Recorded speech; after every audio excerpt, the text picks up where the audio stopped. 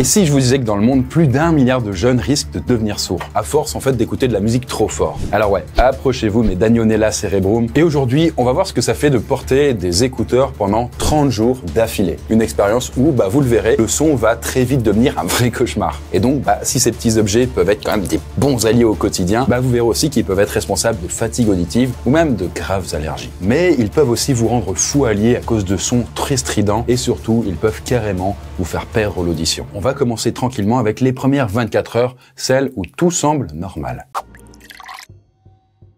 Bon, déjà, petite question pour commencer, qui parmi vous est en train de mater cette vidéo avec des écouteurs? Je prends les paris, je pense qu'il y en a au moins une bonne moitié en fait qui doit le faire. Et si je dis ça, c'est parce qu'en fait c'est le CNM, donc le Centre National de la Musique, qui le dit. Puisqu'en 2023, en fait, ils ont réalisé une petite enquête sur les habitudes musicales des Français. Et résultat, 57% des moins de 35 ans écoutent de la musique, des podcasts ou même du contenu sonore avec des écouteurs. Et ils sont 37% avec un casque, par exemple. En même temps, faut le dire, mais les écouteurs sont partout. Il suffit d'aller 5 minutes dehors si vous n'êtes pas à la campagne ou dans les bois et vous allez vite le constater. Bref, les écouteurs, depuis maintenant pas mal d'années, ont vraiment la cote. Et ce qui est intéressant, c'est que les écouteurs, on continue à en utiliser de plus en plus. Là, par exemple, juste en 2024, c'était un marché à plus de 13 milliards de dollars et année après année, ça n'arrête pas d'augmenter. D'ailleurs, c'est pas un hasard si, la même année aux États-Unis, un petit rapport de YouGov a montré que 41% des gens avaient prévu d'acheter des écouteurs à Noël. Comme finalement notre cobaye, là, Gustave, qui a décidé de se faire kiffer avec une paire dernier cri. Et là, vous dites, mais comment c'est possible qu'un petit objet, en fait, si insignifiant,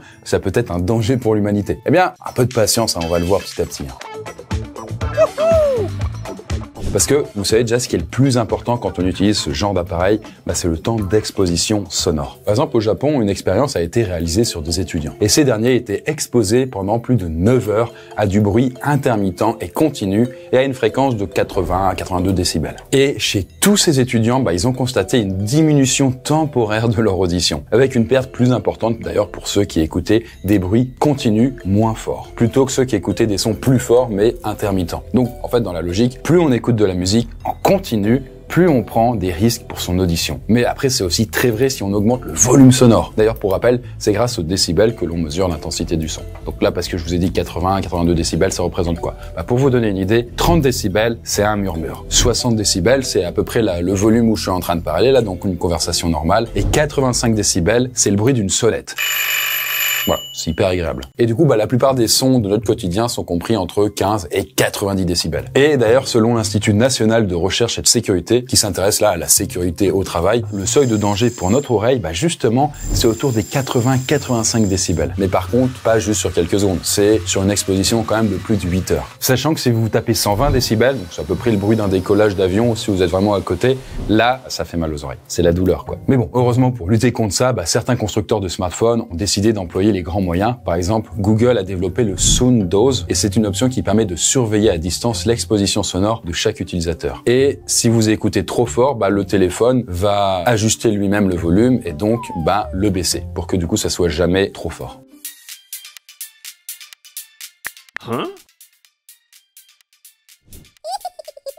Mais bon, pour autant, l'oreille, ça reste quand même un organe hyper délicat. Et après 24 heures d'écoute, là, on peut déjà voir quelques petits symptômes apparaître. Et ça, c'est par exemple le cas d'un utilisateur de Reddit qui s'appelle Arthur, qui lui a 27 ans et il utilise ses écouteurs tous les jours, et ce, de manière très prolongée pour son boulot. Mais bon, à force d'utilisation, il a constaté qu'il se fatiguait quand même beaucoup plus vite avec ses écouteurs. Mais aussi, il était plus lent dans ses tâches et il avait aussi une petite difficulté à se concentrer.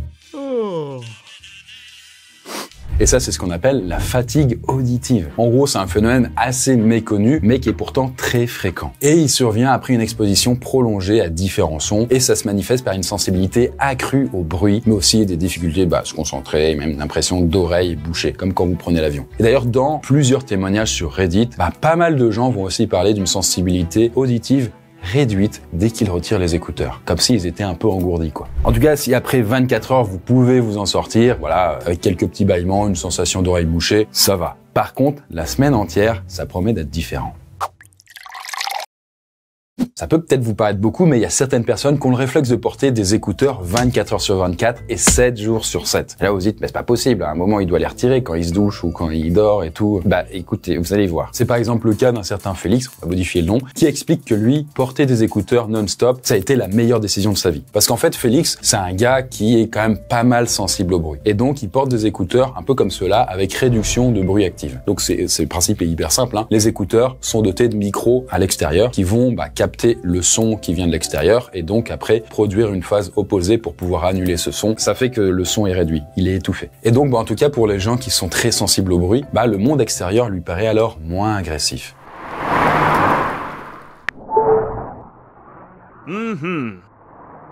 Mais vous verrez plus tard que si les écouteurs peuvent rendre votre expérience musicale plus immersive, ils peuvent aussi amener des graves soucis, notamment au niveau de la sécurité. En tout cas, là, au bout d'une semaine d'écoute avec des écouteurs, on assiste quand même à ce qu'on appelle un surmenage de notre système auditif. Mais bon, c'est pas le fait de porter toujours des écouteurs, c'est le fait de mettre de la musique, comme je vous ai dit, avec un volume quand même 80 décibels et plus, quoi. Par exemple, c'est le cas d'une autre utilisatrice qui, après 5 jours à utiliser ses écouteurs presque non-stop, elle s'est sentie très fatiguée et avait régulièrement mal à la tête. En même temps, c'est pas étonnant. C'est un petit peu comme si nos oreilles faisaient un burn-out à force d'être sursollicité, dans le sens où du coup il y a un volume sonore toujours trop soutenu, quoi.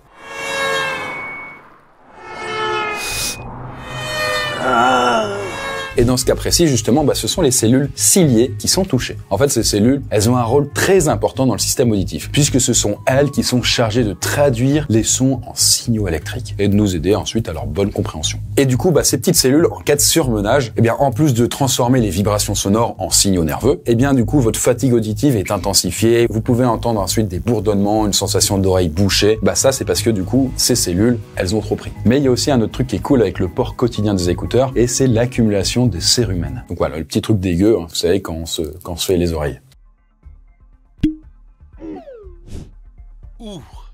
Sachez qu'en réalité, ce truc bien crado, c'est un allié quand même très puissant pour notre audition. En gros, c'est une sorte de lubrifiant naturel qui va à la fois protéger notre conduit auditif et nous aider à éliminer les microbes, les bactéries, aussi les insectes. Mais le problème, c'est que quand on a trop de cérumen, que ça s'accumule, ça peut créer des inflammations, des otites à répétition ou même des micro-irritations. Bref. Que du kiff. Mais le truc, c'est que quand on a ces petits machins, qu'on s'enfonce bien dans l'oreille, on va avoir tendance à pousser le cérumen au fond du conduit auditif et donc à créer des bouchons. Ça va accentuer encore plus les phénomènes cités précédemment. C'était encore une fois le cas d'un autre utilisateur qui produisait beaucoup de cérumen avec le port constant de ses écouteurs. Et du coup, ça peut produire aussi les sensations assez désagréables d'oreilles bouchées et même les démangeaisons régulières. Et puis, chose intéressante, mais le cérumen a fini par s'insérer aussi dans les écouteurs et ça a fini par les mettre HS. Et ça m'amène à une transition toute trouvée pour une autre problématique, c'est les problèmes de peau. En fait, certaines personnes ont remarqué des changements avec une sensation plus huileuse sur la peau ou même l'apparition d'acné autour des oreilles.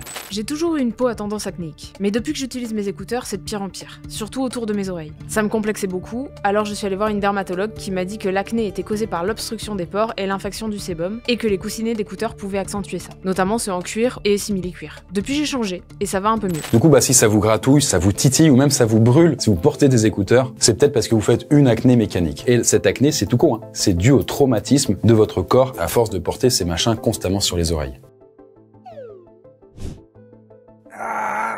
Et du coup, en fonction de la sensibilité de chacun, certaines personnes peuvent développer des vraies douleurs, comme là, par exemple, l'explique Catherine Gaucher, qui est une dermatologue. Quand on met des écouteurs en permanence, c'est comme si on fermait le contact avec l'air, un peu comme une personne qui sent des pieds à force de porter des chaussures fermées tout le temps. Avec le microbiote de l'oreille, c'est pareil, il est adapté à l'environnement de chacun. Ainsi, les personnes souffrant d'eczéma ou de psoriasis, par exemple, auront tendance à avoir des réactions dans leur conduit auditif, avec des démangeaisons répétitives, des croûtes, etc. Mais cela pourrait arriver à n'importe qui. L'entrée d'un corps étranger, comme des écouteurs par exemple, peut déclencher de vraies réactions immunitaires, comme de l'urticaire ou un choc anaphylactique, surtout s'il n'est pas bien nettoyé. Mais après, rassurez-vous en fait, si vous êtes hypersensible des oreilles, ça peut aussi s'expliquer par la génétique. Aussi, dans certains cas, les matériaux utilisés dans la construction des écouteurs, ça peut aussi provoquer des allergies. Ça peut paraître assez fou d'être allergique à ces écouteurs, mais ça c'est une enquête qui a révélé 60 millions de consommateurs en 2023. En fait, beaucoup de personnes ont eu des réactions allergiques, comme des rougeurs ou même des démangeaisons, à cause de leurs écouteurs. Et ça, en fait, c'est la faute aux acrylates, qui sont des molécules irritantes contenues dans nos appareils. Et du coup, les acrylates, c'est utilisé pour leurs propriétés adhésives, vous savez, pour que ça colle un petit peu. Mais du coup, le truc, c'est que ça peut se barrer et terminer dans votre oreille. Bref, une semaine d'utilisation non-stop d'écouteurs, ça commence à laisser des marques. Autant sur la peau que sur le conduit auditif, que même sur l'audition en elle-même. Mais vous allez voir qu'après 2 semaines, là, on peut faire face à de vraies pathologies bien plus graves. Alors, faut déjà que je vous parle de l'histoire d'Anthony Ochoa, qui était un Américain de 62 ans. Parce que lui, au début de sa carrière, sachant qu'il habitait à Los Angeles, il a décidé de consacrer sa vie à sa passion, la musique donc, en devenant ingénieur du son. Mais à force d'avoir constamment un casque et des écouteurs sur les oreilles et à écouter des sons plus ou moins forts à longueur de journée, il a commencé à développer une hypersensibilité au son. C'est ce qu'on appelle d'ailleurs l'hyperacousie, qui est l'un des troubles de l'audition les plus fréquents. Et ce trouble va entraîner une exagération des sons, et du coup, même les trucs les plus simples en apparence peuvent devenir dérangeants ou même douloureux. Par exemple, dans une vidéo intitulée The Noisy Life, sortie en 2015 sur YouTube, Anthony Ochoa, il est en train de raconter son nouveau quotidien avec cet handicap. Parce qu'il est apparu avec le temps, quoi. Et le truc, c'est que c'est assez ouf pour lui parce que même le son de sa propre voix lui fait mal aux oreilles. C'est un peu quand même le comble. Bref, il a développé ce qu'on appelle de l'autophonie, c'est-à-dire qu'il entendait sa voix de façon altérée, mais beaucoup plus forte qu'elle ne l'est vraiment. Et ça, c'est aussi le cas de Gustave, qui réagit de plus en plus mal à l'écoute prolongée de musique, mais aussi au propre son de sa voix ou celle de son entourage. Bon, aujourd'hui, j'avoue, c'est quand même un peu dur de donner toutes les causes exactes de l'hyperacousie, parce que chaque histoire est un peu différente. Parfois, il y a des gens, ça va être quasi immédiat, en quelques jours, quelques semaines, c'est terminé, ils ont une hyperacousie, ils sont hypersensibles à tous les sons, et d'autres, ça mettra peut-être plusieurs années à se développer. Mais bon, en tout cas, on sait une chose, l'hyperacousie est très souvent liée à un traumatisme sonore, qu'il s'agisse d'un bruit sourd ou aigu, comme un pétard ou même un coup de feu, ou alors si c'est une exposition répétée et amplifiée dans le temps, comme avec les écouteurs. Mais en plus de l'hyperacousie, il y a d'autres troubles de l'audition qui sont assez connus. Et d'ailleurs, certaines célébrités en souffrent. Par exemple, si je vous dis Angèle, Terracid ou même Chris Martin de Coldplay, vous me répondez évidemment les acouphènes. C'était facile. Bon, je vais pas non plus refaire un cours entier ou une vidéo sur le sujet puisque c'est déjà le cas en fait, il y a celle-là. N'hésitez pas à la checker, elle est vraiment sympa quoi. Mais en tout cas, les acouphènes, c'est un sacré fléau. En gros, c'est des bruits persistants comme celui-là. Hyper agréable. Voilà, imaginez du coup, je suis en train de parler et vous l'entendez. On va l'entendre dans une oreille ou alors parfois dans les deux ou même dans sa tête, alors qu'ils ne sont pas du tout produits par le monde extérieur. C'est un petit peu comme une radio qui est mal réglée où il y a des petits sifflements alors que l'émission, elle, qu'on entend, elle est clean quoi. Et les acouphènes, c'est d'autant plus chiant que ça peut faire mal dans certains cas, surtout quand c'est mixé avec l'hyperacousie. Et là, vous avez un combo parfait, comme par exemple ce qu'est en train de vivre Hanan, qui est une jeune égyptienne de 25 ans. Tout a commencé lorsque j'étais adolescente. À cette époque, j'étais en surpoids et ma famille m'a conseillé de me mettre au sport. Pour m'encourager, j'ai commencé à écouter de la musique avec des écouteurs. Rapidement, j'ai commencé à développer des acouphènes, puis une maladie assez rare de l'oreille, la béance tubaire, qui entraîne de l'autophonie. Que ce soit le son de ma voix, ma respiration ou le bruit du battement de mon cœur, tous ces sons étaient amplifiés et me faisaient mal à la tête. Bref, vous l'avez capté, entre les acouphènes, la baisse de volume, la difficulté à avoir des conversations, l'ultrasensibilité et la fatigue auditive, les personnes qui portent des écouteurs en continu et un peu trop fort, ils se font plus de mal que de bien. Et ces douleurs peuvent s'accentuer avec le temps. Surtout quand on le sait en fait aujourd'hui, il existe un lien de causalité entre le port d'écouteurs et les pertes auditives. Par exemple, en 2014, une étude a été faite en Inde sur 130 personnes qui avaient 15 à 35 ans. La moitié portait des écouteurs et l'autre moitié pas du tout. Et donc, résultat, une très grande partie des gens qui utilisaient les écouteurs ont présenté une perte d'audition contre très peu des gens du groupe qui n'en portaient pas. Donc, voilà, mine de rien, même si vous pensez que oui, mais quand je mets les écouteurs, je mets pas trop fort, etc. Dans les faits, en tout cas, quand les gens portent des écouteurs, ça leur nique quand même leur audition. Et d'ailleurs, déjà en 2014, on avait pu remarquer que les écouteurs dotés de l'option Noise Cancelling, réduction de bruit, ça réduisait drastiquement les pertes auditives. Et effectivement, moi, depuis en tout cas que je porte des écouteurs et avec réduction de bruit, ça vous change vraiment la vie, quoi. Vraiment, vous pouvez activer la réduction de bruit si vous avez envie d'avoir moins son quand c'est par exemple des rues bruyantes. Et si vous mettez de la musique, même très faible, du coup, vous l'entendez distinctement. Donc voilà, faites gaffe à vouloir vous déconnecter de la réalité avec de la musique trop forte, la réalité peut finir par vous rattraper. Et cas un peu exceptionnel, mais en 2020, eh bien, un jeune Belge est décédé parce qu'il portait des écouteurs alors qu'il était en train de faire du vélo. Et là, vous dites, mais quel rapport entre le décès et des écouteurs? En fait, il était trop absorbé par l'écoute de sa musique et du coup, il s'est fait percuter. Et le truc, c'est que cet accident mortel-là, il a soulevé pas mal de débats en Belgique, notamment sur la question de l'interdiction du port d'écouteurs à vélo. Et si vous vous posez la question, sachez que c'est déjà le cas en France. Si vous êtes en train de conduire, vous ne pouvez pas porter d'écouteurs, mais si vous faites du vélo, vous pouvez pas non plus en porter. Sinon, vous risquez jusqu'à 135 balles d'amende. Bon, en tout cas, si notre cobaye Gustave aurait pu peut-être mourir en se faisant renverser en train d'écouter de la musique, eh bien, vous allez voir qu'il peut courir aussi plein d'autres dangers à simplement écouter de la musique à plein régime. Bref, après un mois d'utilisation non-stop d'écouteurs, certains dégâts sur l'audition sont considérables, voire même totalement irréversibles. Et ça, c'est exactement ce qui s'est passé pour une jeune étudiante chinoise qui s'est décidée à consulter un toubib quand elle a constaté qu'elle avait du mal à entendre ses proches. Et si des examens là ont révélé des lésions neurologiques à son oreille gauche, eh bien, les médecins ont d'abord pensé à une blessure profonde ou même un traumatisme dû à une source sonore trop forte. Mais en réalité, c'était tout con. En fait, Jade, donc l'étudiante, avait pris l'habitude pendant ses 2 ans à la fac de s'endormir avec des écouteurs sur les oreilles. Et bien que le volume ne soit pas très fort, eh bien aujourd'hui, elle en paye vraiment le prix. Car là, en fait, c'est con, mais elle est obligée de porter un appareil auditif pour compenser ses pertes d'audition. Bon, en tout cas, heureusement que pour mes étudiants qui étudient à l'université du rêve, donc Noisuli, eux, ils n'ont pas de problème auditif parce qu'ils n'ont pas besoin de porter des écouteurs. Néanmoins, ils ont d'autres dangers quand ils vont dans les rêves, mais c'est autre chose. En tout cas, au bout d'un mois à porter que des écouteurs, on peut voir autant une audition partiellement altérée, avec une perte de certaines fréquences que vous entendez plus ou plus très bien, ou alors même une perte irréversible. D'ailleurs, est-ce que vous vous souvenez des cellules ciliées dont j'avais déjà parlé? Eh bien, le gros problème avec ces cellules, c'est qu'elles sont incapables de se régénérer. En gros, vous avez un stock très limité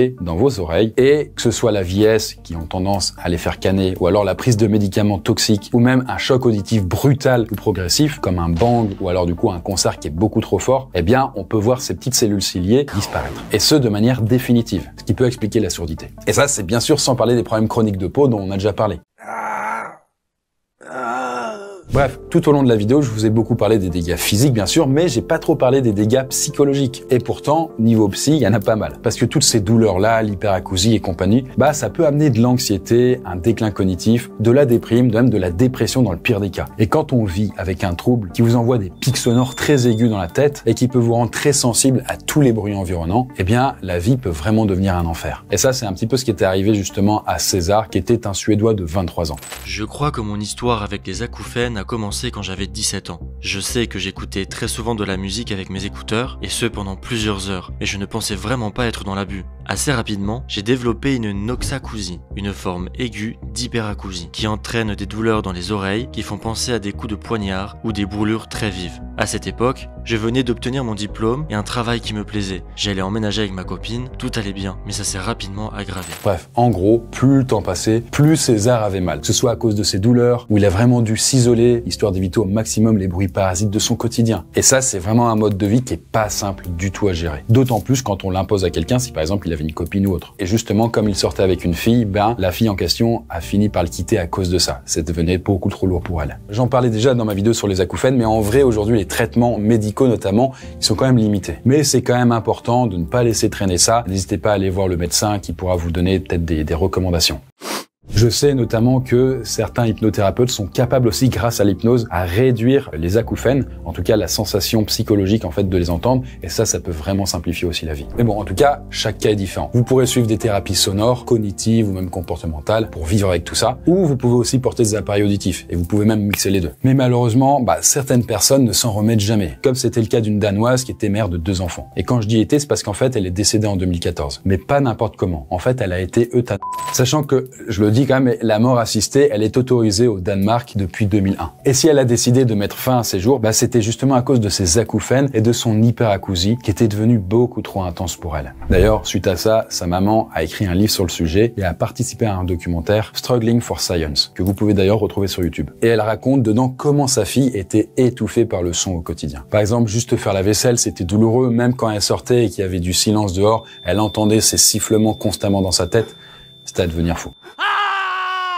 Heureusement, ce genre de cas est extrêmement rare. Mais bon, en tout cas, au-delà de tout ça, les écouteurs en eux-mêmes peuvent particulièrement être dangereux, surtout si vous les avez achetés pas hyper cher sur un site un peu douteux. C'est assez con, hein, mais vraiment, il y a quelques années, un Indien est décédé à cause de ses écouteurs Bluetooth qu'il utilisait à ce moment-là en même temps qu'il les chargeait sur son téléphone. C'est-à-dire qu'il chargeait la borne et puis il avait les écouteurs. Et le truc, c'est que malheureusement, de ce qu'on sait, c'est qu'il a fait un arrêt cardiaque après que ses écouteurs lui aient pété littéralement dans les oreilles.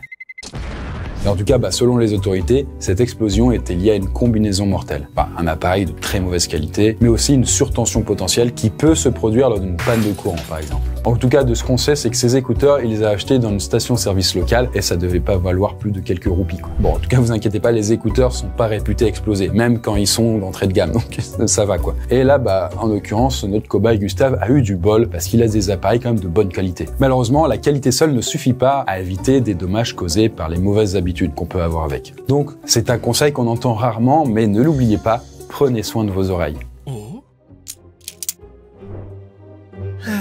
Notamment quand on est en concert, putain, mettez des boules caisses, quoi. J'ai beaucoup d'amis, en fait, qui ont perdu de l'audition à être trop proches des enceintes, en fait, en concert. Et sans protection, quoi. D'ailleurs, avant de terminer, petite anecdote intéressante, mais sachez que quand vous êtes en train de rêver, normalement, tout votre corps est paralysé, mais il y a certaines choses en vous qui peuvent bouger. Par exemple, vos yeux. C'est pour ça que vous pouvez les ouvrir en paralysie du sommeil. Mais il y a aussi votre diaphragme qui va vous permettre de respirer. Il y a aussi les oreilles qui sont actives. C'est ça qui fait que vous pouvez entendre les sons de l'extérieur, même quand vous êtes en train de rêver. Et d'ailleurs, parfois, ces sons vont venir influencer directement vos rêves. Vous savez, c'est lors du sommeil hypnagogique où justement la réalité et le rêve sont en train de s'entremêler. Merci d'avoir vu la vidéo jusqu'au bout. Si en tout cas les thématiques du rêve aussi vous intéressent, sachez que ce sera le cœur principal de la saga Noisuli et donc le tome 1 qui sortira en février. En attendant, on se dit à la prochaine vidéo et sur ce, faites de beaux rêves.